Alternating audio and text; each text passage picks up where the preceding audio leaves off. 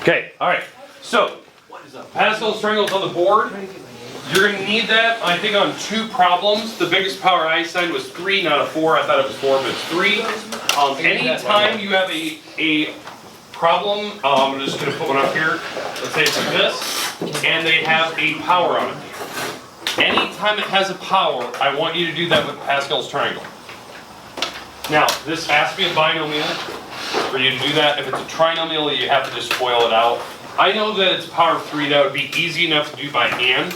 But I want you getting practice using this chart, so that way you get you can see how to do it. I'm going to do one example of this, then I'll do one example of another problem, and then I'll turn you loose, because I want you to see Pascal's triangle one more time. So the rung that you're at, this is degree 0, degree 1, degree 2, degree 3.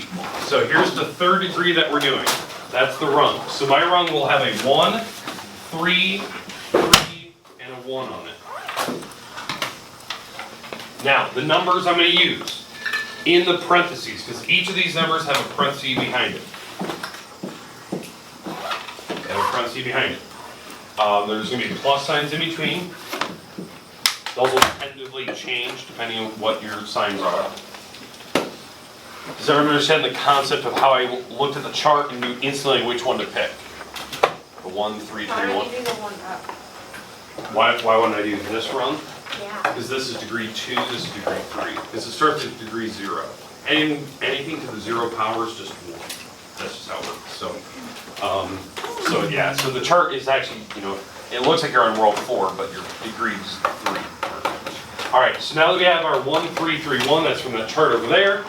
The numbers I'm using in the parentheses are made from these two numbers right here. They're made from the 5x and the negative 2.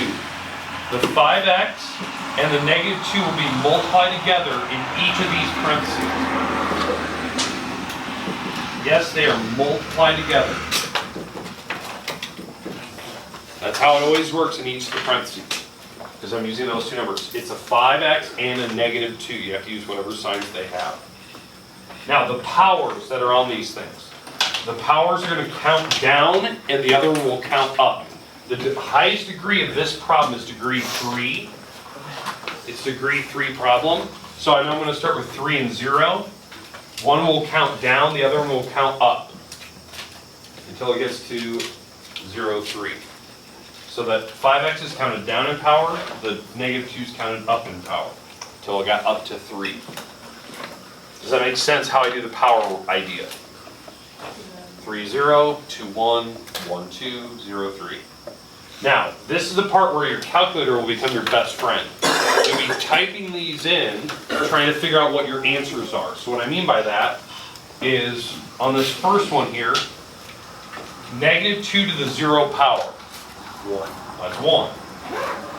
5 to the third power, which is 125, x to the third. So I put the 5x all to the third power. And then we take it times the number out front, the one that's sitting out front. That's the red 1. So there's your first term. So it's 1 times 125 times 1, which is 125. Going to the next numbers now. And again, slow me down if I'm going too fast for you, if you can't understand where I'm getting my numbers from. Next numbers. Negative 2 to the first power. That's negative 2, right? 5 to the second power, that's 25x squares, and then we have to take that times the 3 out front. So multiplying these, I'm taking 3 times 25, which is 75, times the negative 2, which is a negative 150, x squared.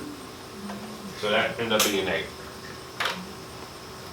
Questions on the second parenthesis? Third parenthesis. Negative 2 squared, positive 4. We take that times 5x to the first, which is just 5x. And then we take that times the 3 out front. So 3 times 5 is 15, times 4, that ends up being 60x.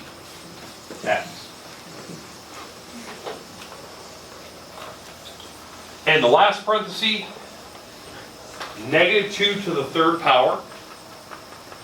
Is that negative 8?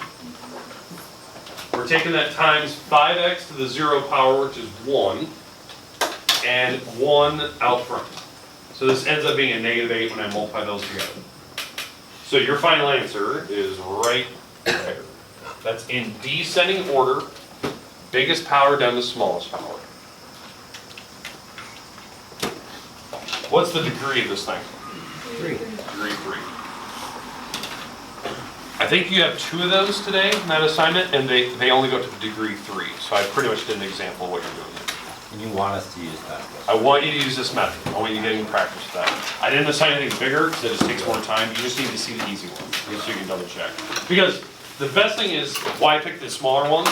It's just because you can go back and you could foil that out by hand, 3 parentheses foil, to check if you got the right answer, like this. I'm giving you leeway, like you could go check it if you needed to.